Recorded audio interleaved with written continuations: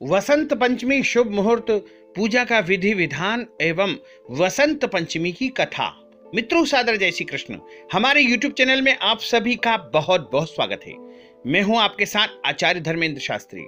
सबसे पहले तो आपको और आपके पूरे परिवार को वसंत पंचमी की बहुत बहुत शुभकामनाएं।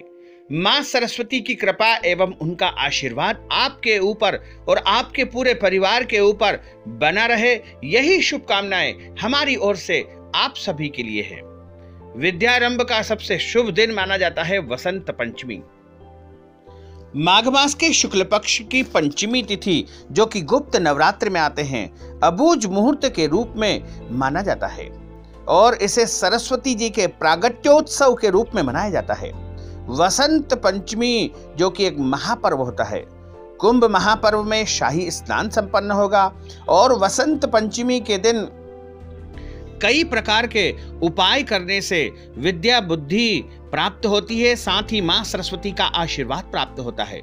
माघ मास के शुक्ल पक्ष की पंचमी को ज्ञान और बुद्धि की देवी मां सरस्वती के प्रागट्य दिवस के रूप में वसंत पंचमी मनाया जाता है और इस मौसम में जो है विशेष रूप से जो मौसम के पुष्प रहते हैं वो उपलब्ध होते हैं, वो मां सरस्वती को अर्पित किए जाते हैं। विद्यार्थी इस दिन अपनी किताब कापी और पाठ्य सामग्री की भी पूजा करते हैं। जिस दिन बसंत पंचमी सुबह से लेकर के शाम तक रहती है, उस दिन वसंतोत्सव या वसंत पंचमी पर मां सरस्वती की पूजा आराधना का विशेष दिन माना जाता है। इस बार वसंत पंचमी 10 फरवरी 2019 रविवार के दिन है। इस दिन जो है मां सरस्वती का विशेष पूजन अर्चन किया जाएगा और विद्यारंभ के लिए भी यह दिन सबसे शुभ माना जाता है। ज्योतिष शास्त्र के अनुसार वसंत पंचमी का दिन अबूझ मुहूर्त के रूप में माना गया है। इस कारण नए कार्यों की शुरुआत करने के लिए दिन उत्तम माना गया है। इस दिन मंदिर में भगवान की प्राण प्रतिष्ठा, गृहारंभ करना, नए घर में प्रवेश करना, वाहन खरीदना, व्यापार प्रारंभ करना, पदभार ग्रहण करना या कोई भी नया शुभ या मांगलिक कार्यक्रम करने के लिए यह दिन सबसे उत्तम माना जाएगा। मान्यता है कि भगवान कृष्ण ने देवी सरस्वती से खुश होकर उन्हें वरदान दिया था कि बसंत पंचमी के दिन उनकी आराधना की जाएगी। तब से बसंत पंचमी के दिन मां सरस्वती के पूजन की परंपरा चली आ रही है। विशेष करके विद्यार्थियों द्वारा मां सरस्वती की पूजा का विशेष उत्सव आयोजन किया जाता है।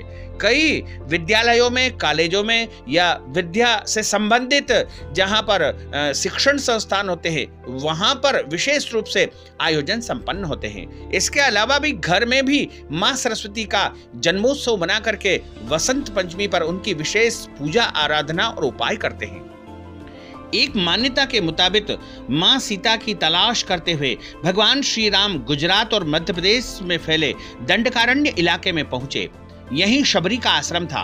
कहा जाता है कि वसंत पंचमी के दिन भगवान श्री रामचंद्र यहाँ पर आए थे। इस क्षेत्र के कई लोग आज भी वहां पर मौजूद एक शिला का पूजन करते हैं। मान्यता है कि भगवान श्री राम इस शिला पर बैठे थे। यही शबरी माता का मंदिर भी है, इसलिए वसंत पंचमी के दिन विशेष रूप से उस शिला की पूजा भी की जाती है। सरस्वती पूजा का जो सबसे श्रेष्ठ दिन रहेगा वो रहेगा 10 फरवरी 2019, जो कि सुबह 7:07 से पूजन का शुभ मुहूर्त प्रारंभ हो जाए, जो कि दोपहर 12:35 तक सबसे श्रेष्ठ मुहूर्त माना जाएगा। इस दौरान सभी प्रकार से जो है आप नए काम कर सकते हैं, शुभ काम कर सकते हैं, मां सरस्वती का पूजन करके उनको प्रसन्न करने के उपाय भी कर सकते हैं। वसंत पंचमी का जो महापर्व है वो भारत ही नहीं वरन विदेशों में भी मनाया जाता है। विशेष करके जो भारत के निवासी है वो लोग बसंत पंचमी का महापर्व धूमधाम से मनाते हैं और वसंत पंचमी के दिन मां सरस्वती को प्रसन्न करने का दिन माना गया है। शास्त्रों के अनुसार वसंत पंचमी का महत्व सनातन हिंदू धर्म में विशेष माना गया है और वसंत पंचमी को श्री पंचमी के रूप से भी जाना जाता है।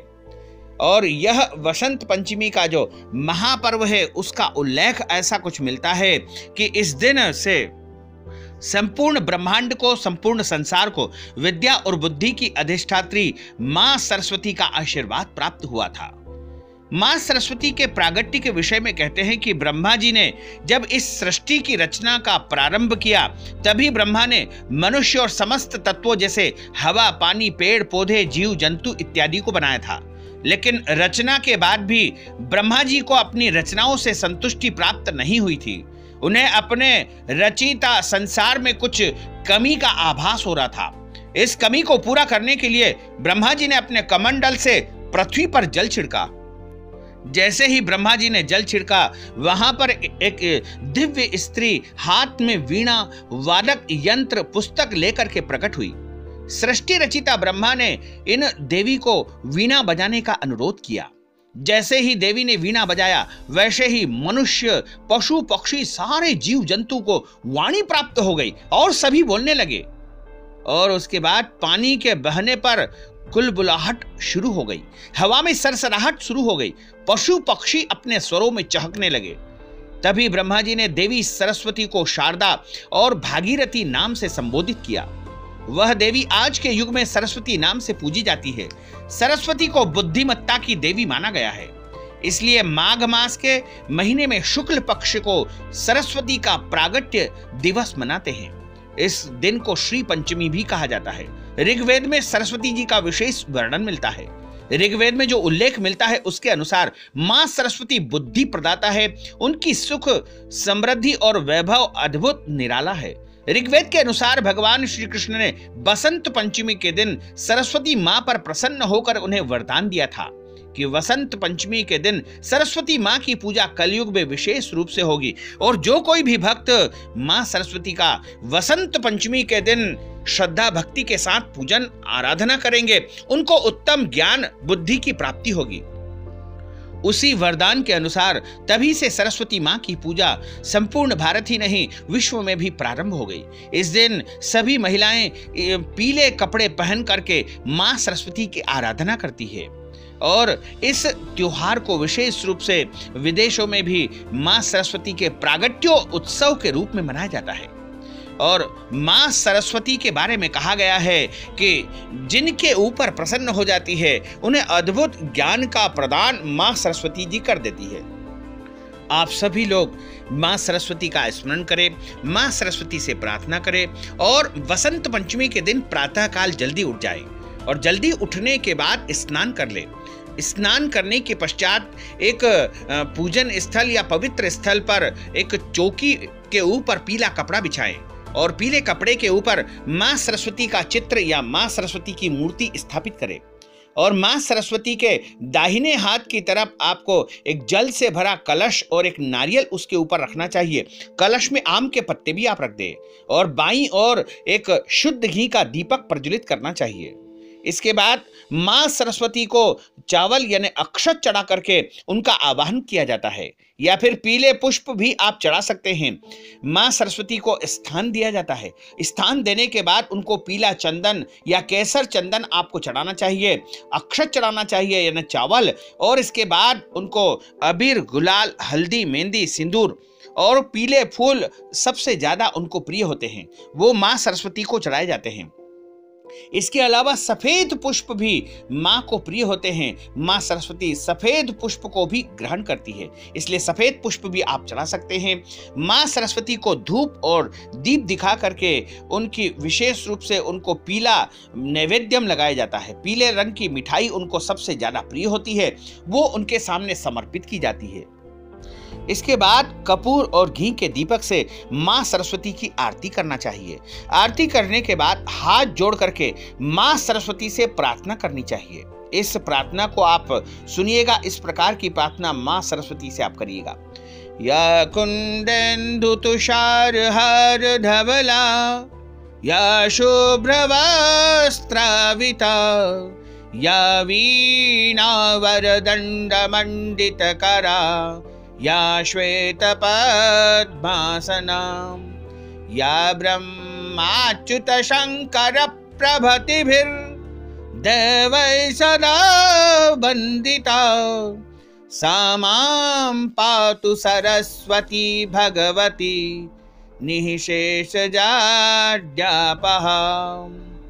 शुद्धां ब्रह्म विचार सार परमां माद्यां जगत् व्यापिनीं, वीणा पुस्तकधारिणीं अभयदां जाड्यान्धकारापहं।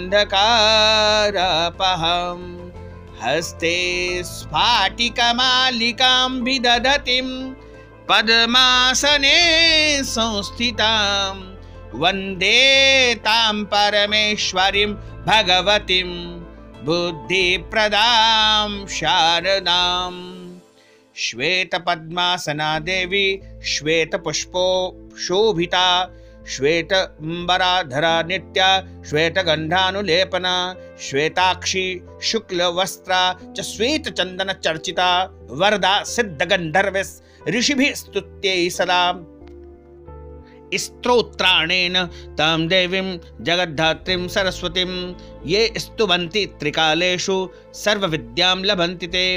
या देवी स्तुत्ये नित्यं ब्रह्मेन्दुसुरकिन्नरैः सा मय वस्तु जिह्वाग्रे पद्महस्ता सरस्वती।